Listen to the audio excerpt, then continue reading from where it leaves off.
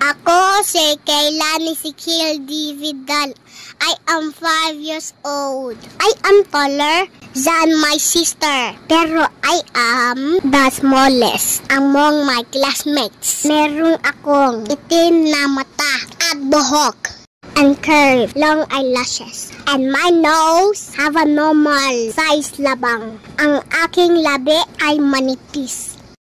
And my teeth is malinis. I have a brown skin. And I love myself. Sabi ni Papa, hyperactive raw ako.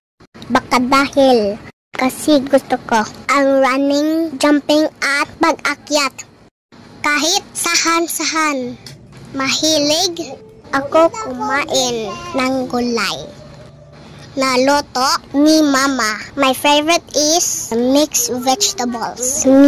Napaka sarap at gusto namin ni Papa. Meron akong little sister.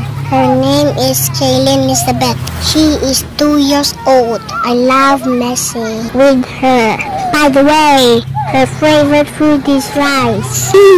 Me and my sister love singing and dancing. Sometimes at home. Kagaya nito, kakanta at sasayaw. Ako ng God's creation.